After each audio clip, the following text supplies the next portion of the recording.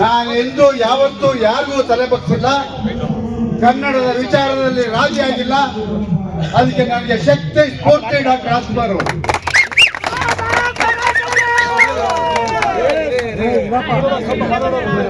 ಇವತ್ತು ಈ ಒಬ್ಬ ಚೇತನ್ ಅನ್ನೋ ವ್ಯಕ್ತಿ ನನ್ನ ಮೇಲೆ ಪೊಲೀಸ್ ಇಲಾಖೆಗೆ ಮೊಕದ್ದಮೆಯನ್ನ ಹೂಡಿದ್ದಾನೆ. ಇಂಥ 100 ಮೊಕದ್ದಮೆಯನ್ನ ಹೂಡಿದ್ರು ಸಾರಾಗೋಯ್ದು ಎದುರೋದಿಲ್ಲ, ಗೆಲ್ಲೋದು ಇಲ್ಲ. ಯಾಕೆ ಅಂತ ಹೇಳಿದ್ರೆ ರಾಜ್ಕುಮಾರ್ ಆದರ್ಶಗಳು ನನ್ನ ಜೀವನದಲ್ಲಿ ಹರಿದಾಡ್ತಾ ಇದೆ. ಸ್ನೇಹಿತರೆ, ಎಲ್ಲಿಂದ ಬಂದೆ ನೀನು? ನಿನಗೆ ಸಂಸ್ಕೃತಿ ಕಲ್ತಿಲ್ವಾ? ನಿಮ್ಮ ಅಮ್ಮ ಬುದ್ಧಿ ಹೇಳ್ಕೊಟ್ಟಿಲ್ವಾ? ಹಿರಿಯರು ಅಂದ್ರೆ ಏನು? ಈ ನಾಡಿಗೆ ಕೊಟ್ಟಿರುವಂತ ಕೊಡುಗೆ ಏನೇನಿದೆ ನಿನ್ಗೆ ಯಾರು ಹೇಳ್ಕೊಟ್ಟಿಲ್ವಾ? ಇವತ್ತು ನೀನೊಬ್ಬ ನಿರುದ್ಯೋಗಿ, ಉದ್ಯೋಗ ಇಲ್ದಾನೆ ಮನೇಲಿ ಕೂತಿದ್ಯಾ. ಪುಕ್ಸಟ್ಟೆ ಪ್ರಚಾರಕ್ಕೆ ಇವತ್ತು ನೀನು ಬೀದಿಗೆ ಬಂದು ರಾಜ್ಕುಮಾರ್ ಬಗ್ಗೆ ಮಾತಾಡ್ತೀಯಾ? ರಾಜ್ಕುಮಾರ್ ಬಗ್ಗೆ ಮಾತಾಡೋದಕ್ಕೆ ನಿನ್ಗೇನು ಯೋಗ್ಯತೆ ಇದೆ? ಅವರು ರಾಜ್ಕುಮಾರ್ ಅಂತ ಪುಣ್ಯಾತ್ಮನ ಪಡೆದವಲ್ಲ, ಈ ಕರ್ನಾಟಕದ ನಾವೇ ಪುಣ್ಯರು. ಅಂತ ಮಹಾನ್ ವ್ಯಕ್ತಿ. ಅವರು ಯಾವುದಕ್ಕೂ ಕೂಡ ಆಸೆ ಪಟ್ಟವರಲ್ಲ, ರಾಜಕೀಯ ಪ್ರವೇಶ ಮಾಡಿದವರಲ್ಲ. ಅವ್ರೇನಾದ್ರೂ ಗೋಕಾಕ್ ಚಳುವಳಿ, ಒಂದು ಚಳುವಳಿಯನ್ನ ಮಾಡ್ತಾ ಇದ್ರೆ ಕರ್ನಾಟಕದಲ್ಲಿ ಕನ್ನಡಿಗರು ನಾವು ಅನಾಥರಾಗ್ತಿತ್ತು. ನಮ್ಮನ್ನೆಲ್ಲ ರಕ್ಷಣೆ ಮಾಡಿರೋದು ರಾಜ್ಕುಮಾರ್ ಅವರು. ಅವರ 206 ಚಿತ್ರಗಳನ್ನ ನೋಡ್ಕೊಂಡು ಬನ್ನಿ. 206 ಚಿತ್ರಗಳಲ್ಲಿ ಒಂದಲ್ಲ ಒಂದು ರೀತಿಯ ಸಂದೇಶವನ್ನು ಕೊಟ್ಟಂತ ಪುಣ್ಯಾತ್ಮ ರಾಜ್ಕುಮಾರ್ ಅವರು. ಭಾರತ ಸರ್ಕಾರ ಸುಮ್ಮನೆ ನಿಮಗೆ ಪದ್ಮಭೂಷಣ ಪ್ರಶಸ್ತಿ ಕೊಟ್ಬಿಡ್ತಾರ? ಸುಮ್ಮನೆ ನಿಮಗೆ ಪಾಲ್ಕೆ ಪ್ರಶಸ್ತಿ ಕೊಟ್ಬಿಡ್ತಾರ? ಆ ಯೋಗ್ಯತೆ, ಆ ಘನತೆ ಇದ್ದಿದ್ದು ಡಾಕ್ಟರ್ ರಾಜ್ಕುಮಾರ್ ಅವರಿಗೆ. ಅವ್ರ ಮನೆಯವ್ರು ಯಾರು ಕೇಳಿಲ್ಲ ಜಾಗನ. ಸರ್ಕಾರ ಮುಂದೆ ಬಂತು. ಇಂಥ ಒಬ್ಬ ಪುಣ್ಯಾತ್ಮನ ಒಂದು ಸ್ಮಾರಕ. ಏನ್ರಿ ರಾಜ್ಕುಮಾರ್ ಅವ್ರಿಗೆ ಜಾಗ ಇರ್ಲಿಲ್ವಾ? ಕುಂಬಳಗೋಡಲ್ಲಿ ಅವರು 15 ಎಕರೆ ಜಾಗ ಇದೆ. ಅವ್ರಿಗೆ ಆಸೆ ಇದ್ದಿದ್ದು ಅವ್ರ ತಾಯಿ, ಅವ್ರ ತಮ್ಮ, ಅವ್ರ ಪಕ್ಕ ಇದನ್ನ ನನ್ನ ಸ್ಮಾರಕ ಅಲ್ಲಿ ಮಾಡಿ ಅಂತ ಹೇಳ್ಬಿಟ್ಟು ಅವ್ರು ಹೇಳಿದ್ರು. ಆದ್ರೆ ಸರ್ಕಾರ ಈ ಪುಣ್ಯಾತ್ಮನ ಒಂದು ಸ್ಮಾರಕ ಇವತ್ತು ಅದನ್ನ ಯಾರು ಸಮಾಧಿ ಅನ್ನೋದಿಲ್ಲ, ಪುಣ್ಯ ಭೂಮಿ ಅಂತಾರೆ. ಅಂತ ಪುಣ್ಯ ಭೂಮಿಯನ್ನ ಬೆಂಗಳೂರು ನಗರದಲ್ಲಿ ಮಾಡಬೇಕು, 4 ಜನಕ್ಕೆ ಹೊರಗಡೆಯಿಂದ ಬಂದಂತವ್ರಿಗೆ ಗೊತ್ತಾಗ್ಬೇಕು ಅಂತ ಹೇಳಿ ಸರ್ಕಾರ ಅವತ್ತು ಮುಂದೆ ಬಂದು ಆ ಒಂದು ಸ್ಮಾರಕವನ್ನ ಕಟ್ಟೋದಕ್ಕೆ ಅವಕಾಶ ಕೊಡ್ತು. ಇವತ್ತು ಎಷ್ಟು ಜನರಿಗೆ ಭಾರತದಲ್ಲಿ ಸ್ಮಾರಕ ಕಟ್ಟೋದಕ್ಕೆ ಜಾಗ ಕೊಟ್ಟಿಲ್ಲ. ಇವತ್ತು ಅಂತವ್ರ ಬಗ್ಗೆ ಎಲ್ಲ ಮಾತಾಡಿ. ಮಹಾತ್ಮ ಗಾಂಧಿ ಅವರು 200 ವರ್ಷ ಗುಲಾಮಗಿರಿಯನ್ನ ಕಿತ್ತು ಒಗೆದು ಅದಕ್ಕೆ ಅಹಿಂಸಾ ಅನ್ನೋ ಒಂದು ಪದವನ್ನ ಇಟ್ಕೊಂಡು ಹೋರಾಟವನ್ನ ತಂದು ನಮ್ಗೆಲ್ರಿಗೂ ಸ್ವಾತಂತ್ರ್ಯ ತಂದುಕೊಟ್ಟ ಪುಣ್ಯಾತ್ಮ. ನಾಳೆ ಅವ್ರ ಬಗ್ಗೆನೂ ಮಾತಾಡ್ತೀರಾ? ಆ ಅಹಿಂಸಾ ಪದವನ್ನ ಇಟ್ಕೊಳ್ಳೋದಕ್ಕೆ ನಿನ್ಗೆ ಏನು ಯೋಗ್ಯತೆ ಇದೆ? ಎಲ್ಲ ದಲಿತರ ಸಂಘಟನೆ 4 ಜನ ಹೇಳ್ಕೊಂಡು ಇವತ್ತು ಬೇರೆ ನಾಯಕರ ಹೆಸರು ಹೇಳ್ಕೊಂಡು ಪೊಲೀಸ್ ಸ್ಟೇಷನ್ಗೆ ಮೊಕದ್ದಮೆ ಕೊಟ್ಟಿದ್ಯಾ. ಅವರೆಲ್ಲ ನಗ್ತಾರೆ. ಅವರೆಲ್ಲ ನನ್ನ ಗೆಳೆಯರೇ. ಬಹಳಷ್ಟು ಜನ ನನ್ನ ಗೆಳೆಯರಿದ್ದಾರೆ, ಹಿರಿಯರಿದ್ದಾರೆ. ನಾವು ಯಾವತ್ತು ಇಡೀ ಕರ್ನಾಟಕದಲ್ಲಿ 16,000 ರಾಜ್ಕುಮಾರ್ ಅಭಿಮಾನಿಗಳ ಸಂಘವನ್ನ ಕಟ್ಟಿ ಇಡೀ ನಾಡಿಗೆ ಕನ್ನಡ ಹೋರಾಟವನ್ನ ತಗೊಂಡೋದೆ. ನಾನು ಒಂದೇ ಒಂದು ದಿನ ಯಾರೇ ಸಂಘಟನೆಯವರು ಬಂದ್ರು ಕೂಡ ನಿನ್ನ ಜಾತಿ ಯಾವುದು ಅಂತ ಕೇಳಿಲ್ಲ. ಅದಕ್ಕೆ ಸಾಕ್ಷಿ ಇಲ್ಲಿರೋದು. ಯಾರೊಬ್ಬರು ಜಾತಿಯನ್ನ ಮೀರಿ ಬೆಳೆದಂತ ಯಾವತ್ತೂ ಕೂಡ ನಾನು ಅದನ್ನ ಬಯಸಿದವನಲ್ಲ, ಅದನ್ನ ಹೇಳಿದವನಲ್ಲ. ಸ್ನೇಹಿತರೆ, ಅವ್ರಿಗೆ ನಮಗೆ ಗೊತ್ತಾಗಬೇಕು. 1991 ಇಸ್ವಿ ಬಹಳಷ್ಟು ಜನ ರಾಜ್ಕುಮಾರ್ ಅಭಿಮಾನಿಗಳ ಸಂಘದ ಕಾರ್ಯಕರ್ತರಿದ್ದಾರೆ. ನವೆಂಬರ್ 11ನೇ ತಾರೀಕು ನನ್ನ ಜೀವಮಾನದಲ್ಲಿ ಆ ಘಟನೆಯನ್ನ ಮಾಡಿಯಕ್ಕೆ ಸಾಧ್ಯ ಇಲ್ಲ. ಅವತ್ತು ಕಾವೇರಿ ನದಿ ತೀರ್ಪಿದ್ದಾಗ, ಕಾವೇರಿ ನದಿ ತೀರ್ಪು ತಮಿಳುನಾಡಿಗೆ ಬಿದ್ದಾಗ ಇಲ್ಲಿರುವಂತ ತಮಿಳಿಗರು ಅವತ್ತು ಪಟಾಕಿ ಹೊಡಿತಾರೆ, ಸಿಹಿ ಅಂತಾರೆ, ಸಂಭ್ರಮ ಆಚರಣೆ ಮಾಡ್ತಾರೆ, ಮೆರವಣಿಗೆ ಮಾಡ್ತಾರೆ. ಅವತ್ತು ಬೆಂಗಳೂರಲ್ಲಿದ್ದ ಜನ ಎದ್ರು. ಕರ್ನಾಟಕದ ಬೆಂಗಳೂರು ನಗರದಲ್ಲಿರುವಂತ ಕನ್ನಡಿಗರೆಲ್ಲ ಸತ್ತಿಲ್ಲ, ಬದುಕಿದ್ದೀವಿ ಅಂತ ತೋರಿಸ್ಬಿಟ್ರು. 26 ಜನ ರಾಜ್ಕುಮಾರ್ ಅಭಿಮಾನಿಗಳು, ರಾಜ್ಕುಮಾರ್ ಅಭಿಮಾನಿ ಸಂಘದ ಕಾರ್ಯಕರ್ತರು ಗುಂಡಿಗೆ ಬಲಿಯಾದರು. ಇದನ್ನ ಯಾರು ಕೇಳ್ತಾರೆ? ಅವತ್ತೇನೋ ಗಲಭೆ ಲೂಟಿ ಏನೇನೋ ಆಯ್ತು. ಸುಮಾರು 100 ಜನ ತಮಿಳಿನ ಲಾಯರ್ಗಳು, ವಕೀಲರು ನನ್ನ ಮೇಲೆ, ಚಿದಾನಂದ ಮೂರ್ತಿ ಅವರ ಮೇಲೆ, ಪೊಲೀಸ್ ಇಲಾಖೆ ಮೇಲೆ ಮೊಕದ್ದಮೆಯನ್ನು ಹೂಡ್ತಾರೆ. 100 ಜನ ನನ್ನ ವಿಚಾರಣೆ ಪ್ರತ್ಯೇಕವಾದಂತ ನ್ಯಾಯಾಲಯವನ್ನು ಮಾಡ್ತಾರೆ. ಅವತ್ತು ಬಸವ ಭವನದಲ್ಲಿ ಅವತ್ತು ನಮ್ಮ ವಿಚಾರಣೆಗೆ ನಮಗೆ ಪ್ರತ್ಯೇಕ ನ್ಯಾಯಾಲಯ ಮಾಡ್ತಾರೆ.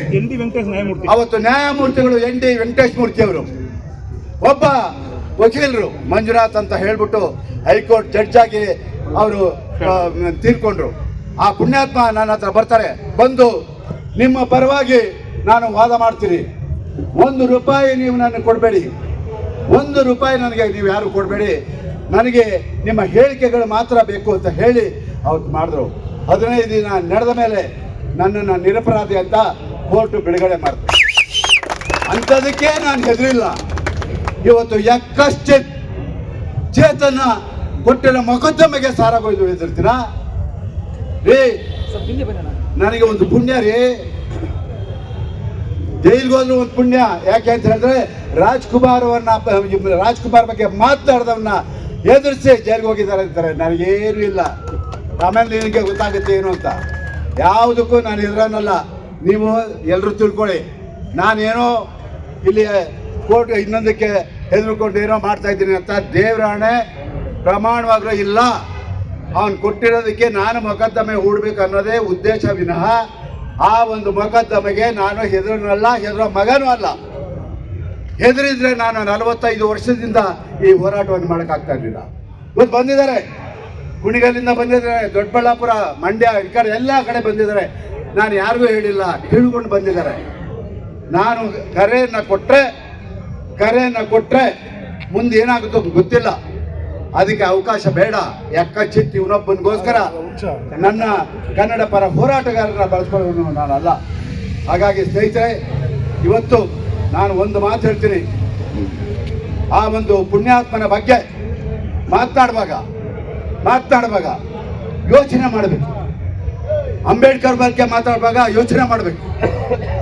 ಆ ಪುಣ್ಯಾತ್ಮ ಸಂವಿಧಾನ ಬರೆದೇ ಹೋಗಿದ್ರೆ ನಾವೆಲ್ಲ ಎಲ್ಲಿರ್ತಿದ್ದೋ? ಇವತ್ತು ಅಂಥ ಸಂಘಟನೆಯ 4-6 ಜನರನ್ನ ಸೇರಿಸ್ಕೊಂಡು ಯಾವುದೋ ಒಂದು ಯೂಟ್ಯೂಬಲ್ಲಿ ಏನೋ ಒಂದು ಹರಿಬಿಟ್ಟು ಏನೋ ಒಂದು ಮಾಡ್ತಾ ಇದ್ದಾರೆ.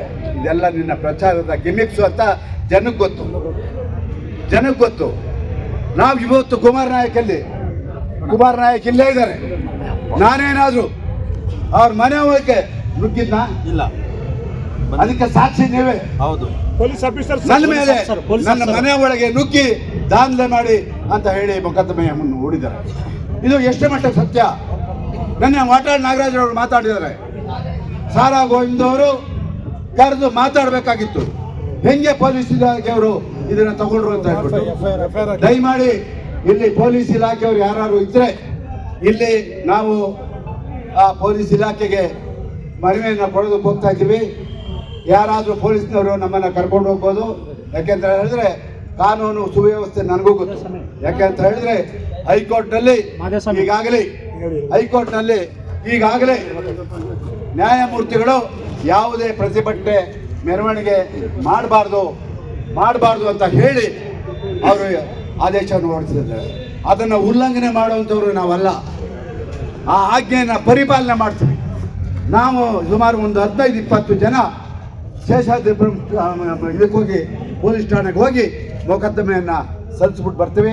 ಸ್ನೇಹಿತರೆ ನೋಡಿ, ನಾನು ಹೇಳ್ತೀನಿ, ಇವತ್ತು ನಾನು ನಿಮ್ಮಲ್ಲಿ ಕೈ ಮುಗಿದು ಕೇಳ್ಕೊಡ್ತೀನಿ. ಕನ್ನಡದ ವಿಷಯ ಬಂದಾಗ ಯಾವುದೇ ಸಂಘಟನೆ ನ್ಯಾಯಯುತವಾಗಿ ಹೋರಾಟ ಮಾಡುವಾಗ ಎಲ್ಲರೂ ಕೈ ಜೋಡಿಸಿ. ಒಬ್ಬ ಸಾರವಾಗಿ ಎಲ್ರಿಗೂ. ಯಾಕೆಂತ ಹೇಳಿದ್ರೆ ಇವತ್ತೇನಾದರೂ ಕರ್ನಾಟಕದಲ್ಲಿ ಕನ್ನಡ ಭಾಷೆ ಉಳಿದಿದ್ರೆ, ಬೆಂಗಳೂರು ನಗರದಲ್ಲಿ ಕನ್ನಡಿಗ ಕೈ ಎತ್ತಿ ಧ್ವನಿಯನ್ನು ಎತ್ತಾ ಇದ್ರೆ, ಕನ್ನಡಿಗ ಬದುಕ್ತಾ ಇದ್ರೆ ಅದಕ್ಕೆ ಕನ್ನಡ ಪರ ಹೋರಾಟಗಾರರೇ ಕಾರಣ, ಬೇರೆ ಯಾರು ಅಲ್ಲ. ನಮ್ಮನ್ನು ಆಳುವಂಥ ಜನ ಭಾಷೆ ಕನ್ನಡಿಗರ ಬಗ್ಗೆ ಅಷ್ಟೊಂದು ವ್ಯಾಮೋಹವನ್ನು ತೋರಿಸ್ತಾ ಇಲ್ಲ. ಸ್ನೇಹಿತರೆ, ರಾಜ್ಕುಮಾರ್ ಎಂಥ ಶಕ್ತಿ! ಒಂದು ಗೋಕಾಕ್ ಚಳವಳಿ ಒಂದು 25-30 ವರ್ಷದಿಂದ ರಾಜ್ಯಭಾರ ಮಾಡಿರುವಂತ ಸರ್ಕಾರವನ್ನು ಬೀಳಿಸುವಂತ ಶಕ್ತಿ ರಾಜ್ಕುಮಾರ್ ಒಬ್ಬರಿಗೆ. ಹಾಗಾಗಿ ಸ್ನೇಹಿತರೆ, ಇವತ್ತು ಅವರ ಅಭಿಮಾನಿಗಳಾಗಿ ನಾವಿನ್ನೂ ಬದುಕಿದ್ದಂಗೆ, ನಾವಿನ್ನೂ ಸತ್ತಿಲ್ಲ, ಬದುಕಿದ್ದೀವಿ. ನಮ್ಮ ಎದುರುಗಡೆ ರಾಜ್ಕುಮಾರ್ನ ಟೀಕೆ ಮಾಡಿದ್ರೆ ನಾವು ಹೆಂಗೆ ಸಹಿಸ್ಕೊಳಕ್ಕಾಗುತ್ತೆ? ಬರುತ್ತೆ ಒಂದು ಮಾತು, ಅದು ಆಕ್ರೋಶ. ನಾನು ಇಲ್ಲ ಅಂತ ಹೇಳಲ್ಲ, ಆಕ್ರೋಶ ಅದು ಆ ಮಟ್ಟದಲ್ಲಿ ಹೇಳಿದ್ದೀನಿ. ಅವತ್ತು ನಾನು ಆ ಆಕ್ರೋಶದಲ್ಲಿ ಮಾತಾಡದೆ ಹೋಗಿದ್ರೆ ನೀನು ಎಲ್ಲೋ ಹೋಗ್ಬಿಡ್ತಿದ್ದೆ, ಏನೋ ಆಗ್ಬಿಡ್ತಿದ್ದೆ. ಅವತ್ತು ನೀನು ಉಳಿದಿದೀಯಾ, ಅದನ್ನೇ ಯೋಚನೆ ಮಾಡು. ಹಾಗಾಗಿ ಸ್ನೇಹಿತರೆ, ಇಲ್ಲಿ ನಾನು ಪ್ರತಿಭಟನೆಯನ್ನು ಮಾಡ್ತಾ ಇರೋದು ಹೆದರ್ಕೊಂಡಂತೂ ಅಲ್ಲ. ನಿಮ್ಮೆಲ್ಲರಿಗೂ ಇದು ಗೊತ್ತಾಗಬೇಕು, ಇಡೀ ನಾಡಿಗೆ ಇದು ಗೊತ್ತಾಗಬೇಕು. ಎಂಥವ್ರ ಬಗ್ಗೆ ಮಾತಾಡಿದ್ದೇನೆ ಅಂತ ಹೇಳ್ಬಿಟ್ಟು ಗೊತ್ತಾಗಬೇಕು ಅಂತ ಹೇಳ್ಬಿಟ್ಟು ಇವತ್ತು ತೀರ್ಮಾನ ಮಾಡಿದ್ದೇನೆ. ಹಾಗಾಗಿ ಇವತ್ತು ನನ್ನ ಜೊತೆ ಒಕ್ಕೂಟದವ್ರು ಮುಂದಿದ್ದಾರೆ, ಕಾರ್ಮಿಕ ಸಂಘಟನೆಗಳು ಇವತ್ತು ನನ್ನ ಜೊತೆ ಇದ್ದಾರೆ, ಕನ್ನಡ ಪರ ಸಂಘಟನೆಗಳು, ವಿಷ್ಣುವರ್ಧನ ಬೇಬಾರಿಗಳು, ಆಮೇಲೆ ಕನ್ನಡ ಸೇನೆ, ದಲಿತ ಸಂಘಟನೆಗಳು, ಎಲ್ಲರೂ ಇದ್ದಾರೆ. ಯಾರಿಗೂ ಓದಕ್ಕಿದ್ದಕ್ಕೆ ದಯಮಾಡಿ ಯಾರು ಕೂಡ ಸಹ ಕಲಾವಿದರು ಬಂದವ್ರೆ, ಪೋಷಕ ಕಲಾವಿದರು ಬಂದಿದ್ದಾರೆ. ಒಕ್ಕೂಟ 23 ಸಂಘನೂ ಬಂದಿದೆ. ನನ್ನ ಚಲನಚಿತ್ರ ವಾಣಿಜ್ಯ ಮಂಡಳಿಯ ಮಾಜಿ ಅಧ್ಯಕ್ಷರುಗಳು ಮುಂದಕ್ಕೆ ಬಂದ್ರಿ. ನಮ್ಮ ಭೈರಪ್ಪ ಇಲ್ಲಿ, ಒಂದ್ ನಿಮಿಷ ಹರೀಶ್ ಭೈರಪ್ಪ ಇಲ್ಲಿ, ಹರೀಶ್ ಬಂದವರ ನಿಮಿಷ. ಬಹಳಷ್ಟು ಸಂಘಟನೆಗಳು ಬಂದಿದ್ದಾರೆ. ನಿಮ್ಮೆಲ್ಲರಿಗೂ ನಾನು ಕೃತಜ್ಞತೆಗಳನ್ನ ಸಲ್ಲಿಸ್ತೇನೆ. ಅಧ್ಯಕ್ಷ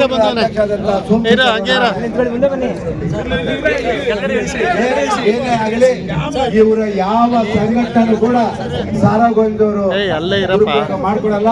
ದಯಮಾಡಿ ಈಗ ಹೋರಾಟಗಾರರು ನಮ್ಮ ಹರೀಶ್ ಭೈರಪ್ಪ ಅವರು ತಡವಾಗಿ ಬಂದಿದ್ದಾರೆ. ಒಂದೆರಡು ಮಾತಾಡಿದ್ರೆ ನಿಮ್ಮ ಸಭೆ ಮುಕ್ತಾಯ ಆಗುತ್ತೆ.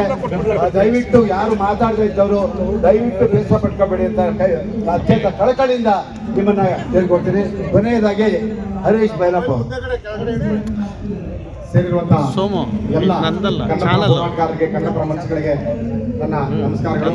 ಸ್ನೇಹಿತರೆ, ನಾವು ಪ್ರಾರಂಭದಿಂದಲೂ ಕೂಡ ಈತನನ್ನ ನೆಗ್ಲೆಕ್ಟ್ ಮಾಡಿದ್ವಿ ಅಂತ ನನಗೆ ಅನಿಸ್ತಾ ಇದೆ. ಅಂದ್ರೆ ಪ್ರಾರಂಭ ದಿನಗಳಿಂದಲೂ ಕೂಡ ಈ ನಾಡಿನ ಹಿರಿಯರ ಬಗ್ಗೆ, ಈ ದೇಶದ ಹಿರಿಯರ ಬಗ್ಗೆ ಕೆಟ್ಟದಾಗಿ ಮಾತಾಡುವಂತ ಸಂದರ್ಭದಲ್ಲಿ, ಈ ಅಯೋಧ್ಯ ಚೇತನ್ ಅನ್ನುವಂಥವನು ಕೆಟ್ಟದಾಗಿ ಮಾತಾಡುವ ಸಂದರ್ಭದಲ್ಲಿ ನಾವೆಲ್ಲ ಕನ್ನಡ ಪರ ಸಂಘಟನೆಗಳು ಗಟ್ಟಿಯಾಗಿ ಧ್ವನಿ ಮಾಡಬೇಕಾಗಿತ್ತು, ಈತನಿಗೆ ಬುದ್ಧಿ ಕಲಿಸಬೇಕಾಗಿತ್ತು. ಯಾವಾಗ ಈತನಿಗೆ ಪ್ರಚಾರ ಸಿಕ್ಕತ್ತೆ, ಸುಮ್ಮನೆ ಆಗೋಣ ಬೇಡ ಅಂತ ಹೇಳಿ ನಾವು ನೆಗ್ಲೆಕ್ಟ್ ಮಾಡಿದ್ವಿ, ಆವತ್ತು ಆತ ಏನ್ ಮಾಡ್ದ, ಇದನ್ನ ಬೆನಿಫಿಟ್ ಆಗಿ ತಗೊಂಡ, ಮತ್ತೆ ಈತನ ಹುಚ್ಚಾಟವನ್ನ ಪುನರಾವರ್ತನೆ ಮಾಡ್ತಾ ಇದ್ದಾನೆ. ಈತನಿಗೆ ಬೆಂಬಲವಾಗಿ 4-5 ಜನ ಸಂಘಟನೆಗಳು ಅಂತ ಹೇಳಿ, ಏನೋ ಒಂದು 7-8 ಸಂಘಟನೆಗಳು ಅಂತ ಹೇಳಿ ಹೇಳ್ಕೊಂಡು ಒಂದು ಸ್ಟೇಟ್ಮೆಂಟ್ ಅನ್ನು ಹಾಕೊಂಡಿದ್ದಾನೆ. ಈ ಸಂಘಟನೆಗಳಿಗೆ ನನ್ನ ನೇರ ಪ್ರಶ್ನೆ, ನಿಜವಾದ ಕನ್ನಡದ ಕಳಕಳಿ ಈ